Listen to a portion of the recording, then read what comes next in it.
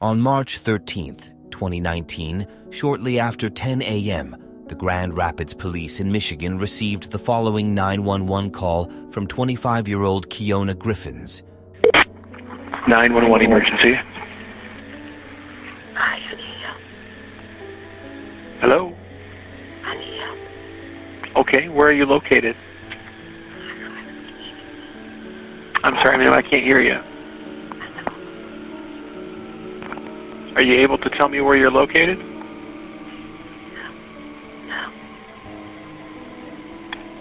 Are you at a... 553 Sheldon Avenue Southeast. Please hurry now. Okay, I got Sheldon. What's the number? 553. Hurry, please hurry up. 553 Sheldon. Okay, can you tell me what's going on there? Can you just hurry up, please? I'm gonna die. You're trying to kill me. You already killed my family. You need to hurry up, please. Okay, ma'am, I'll start the police that way. Can you tell me what your name is? Keyona. Who's the person who's causing trouble there? Please hurry up. He's about to kill me. Please hurry up.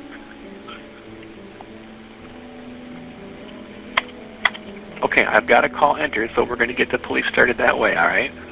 Okay, thank you. Can you tell me what room of the house you're in? 7 minutes after receiving this call, officers arrived at the house at 553 Sheldon Avenue.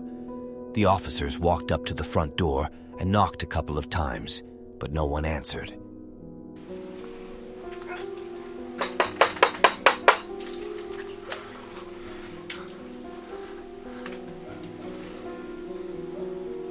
One officer then goes around to the side of the house and approaches the side door. He checks to see if it's unlocked, but he too receives no response. A third officer then walks to the back of the house, and after looking around for a couple of seconds, she too determines that there's nothing of significance. So the officers return to the front of the house, and on the body cam footage, you can hear one officer telling the others that the situation might be a 1096, which means the caller might be dealing with mental health issues. So it seemed that at this point already, officers determined that there wasn't much to look into. Once they got to the front door, the officers called dispatch and asked them to try getting in touch with the caller again. After the dispatcher also couldn't get the caller back on the line, the officers decided to give it one last shot and check to see if any doors were unlocked and peek through the windows one more time.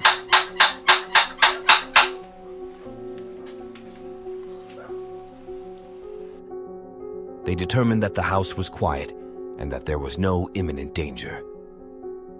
3 minutes and 42 seconds after first arriving on the scene, the police decide to leave, a decision that would haunt them for the rest of their lives because only 2 hours later, 911 received a call, and once again, a familiar address is mentioned.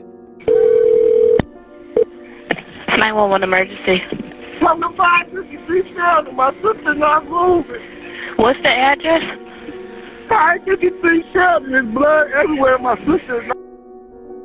Officers were immediately dispatched to the house on 553 Sheldon Avenue, and they arrived within a couple of minutes. Upon conducting their initial investigation, they found Keona in her upstairs bedroom.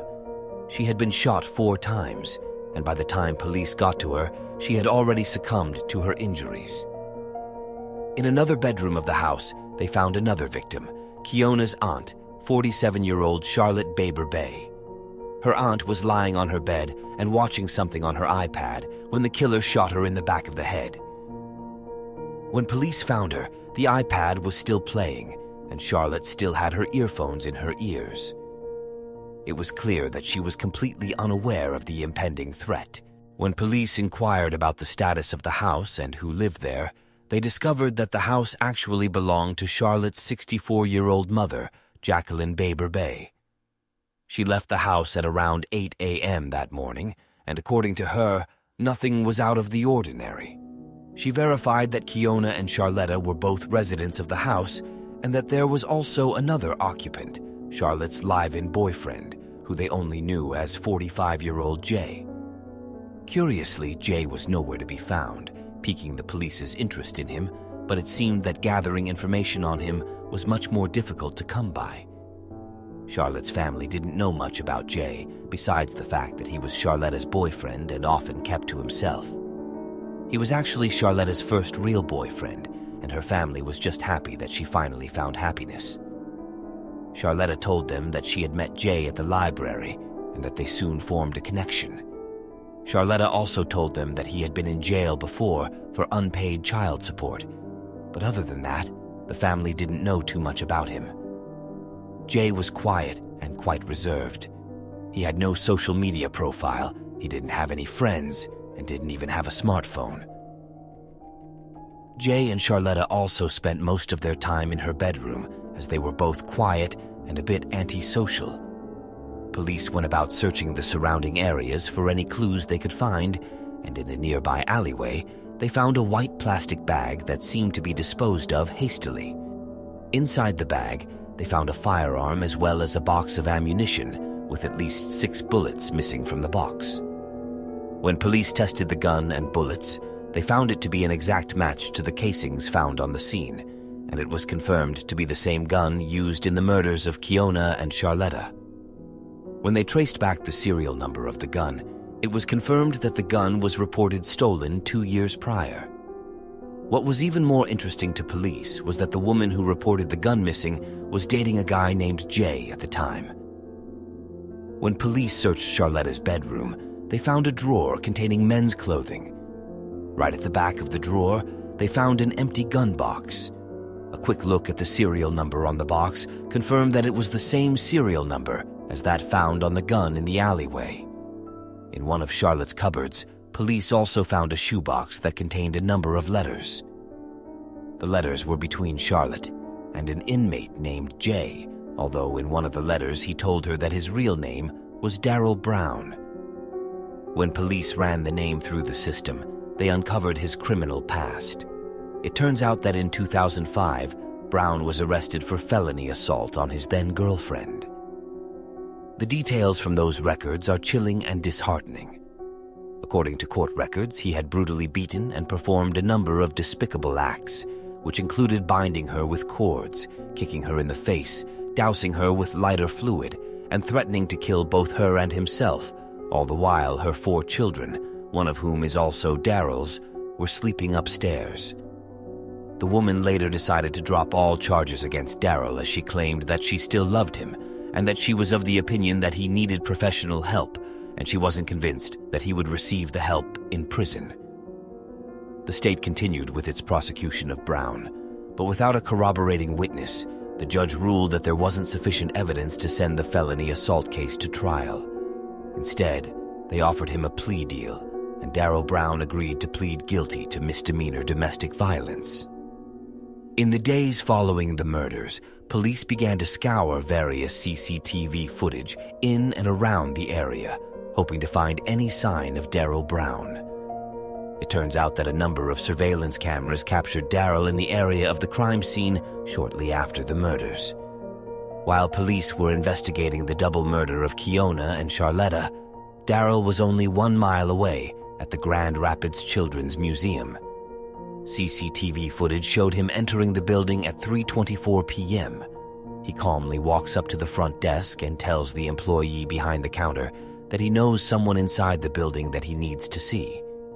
The employee reportedly made it clear to Brown that they couldn't allow him to wander around the museum unaccounted for, and after talking to the employee and the security guard, Brown leaves about 12 minutes later. Another security camera would capture him about 20 minutes later on foot in the area of Leonard Street and Turner Avenue in Grand Rapids, about 3 miles from the crime scene. Police would later discover that one of Brown's ex-girlfriends had dropped him off in this area of town. Shortly after being captured on the surveillance camera, Daryl Brown seemed to disappear into thin air. The family of Keona and Charletta believes that had the police acted with more urgency after they received the 911 call, they would have been able to track Daryl while he was still in the area. The police, however, maintained that the officers on duty that morning acted appropriately. On July 11th, 2020, a little more than a year after Keona and Charletta were murdered, emergency services were called back to the house on 553 Sheldon Avenue. When emergency services arrived at the scene, they found the entire structure engulfed in flames. Firefighters were able to pull 2 persons from the home: Charlotte's mom, Jacqueline Baber Bay, who was pronounced dead on the scene, along with her 5-year-old great-grandchild, Emery on Cummings, who later died at the hospital. The cause of the fire was ruled an accident. The family held a vigil for Keona and Charlotta the night before and fell asleep without putting out the candles. The house eventually caught fire, which resulted in the tragedy.